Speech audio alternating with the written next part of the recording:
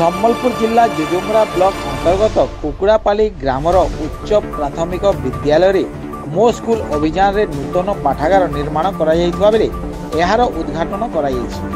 ଏହି ଉଦ୍ଘାଟନ କାର୍ଯ୍ୟକ୍ରମରେ ମୁଖ୍ୟ ଅତିଥି ଭାବରେ ଜିଲ୍ଲା ଶିକ୍ଷା ଅଧିକାରୀ ଲକ୍ଷ୍ମଣ ଭୋଇ, ସମ୍ମାନିତ ଅତିଥି ଗୋଷ୍ଠୀ ଶିକ୍ଷା ଅଧିକାରୀ ସୁଜିତ କୁମାର ଲୁହା ଓ ଡକ୍ଟର ପ୍ରମୋଦ କୁମାର ପଣ୍ଡା ଯୋଗଦେଇ ଉଦ୍ଘାଟନ କରିଥିଲେ।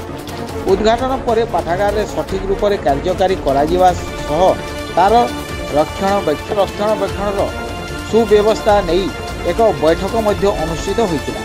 ଏହି ବୈଠକରେ ସ୍ଥାନୀୟ ଅଞ୍ଚଳର ଅବସରପ୍ରାପ୍ତ ଶିକ୍ଷକ, ଶିକ୍ଷୟିତ୍ରୀ, ବୁଦ୍ଧିଜୀବୀ, ସମାଜସେବୀ ଓ ସ୍କୁଲର ଛାତ୍ରଛାତ୍ରୀ ତଥା ଅଭିଭାବକମାନେ ଉପସ୍ଥିତ ରହିଥିଲେ।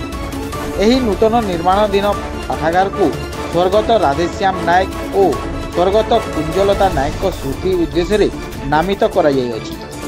ଏହି କାର୍ଯ୍ୟକ୍ରମକୁ କୁକୁଡ଼ାପାଲି ଉଚ୍ଚ ପ୍ରାଥମିକ ସ୍କୁଲର ମୋ ସ୍କୁଲ ଅଭିଯାନର ସଭାପତି ଆଦିତ୍ୟ ପ୍ରସାଦ ନାୟକ ପରିଚାଳନା କରିଥିବା ବେଳେ ସ୍କୁଲର ପ୍ରଧାନ ଶିକ୍ଷକ ଧନ୍ୟବାଦ ଅର୍ପଣ କରିଥିଲେ। ପାଠାଗାରରେ 1000ରୁ ଊର୍ଦ୍ଧ୍ୱ ବିଭିନ୍ନ ପ୍ରକାରର ପୁସ୍ତକ ରହିଥିବା ବେଳେ ଛାତ୍ରଛାତ୍ରୀମାନଙ୍କର ପାଇଁ ପ୍ରଥମରୁ ଅଷ୍ଟମ ଶ୍ରେଣୀ ପର୍ଯ୍ୟନ୍ତ ସମସ୍ତ ବହି ରହିଛି।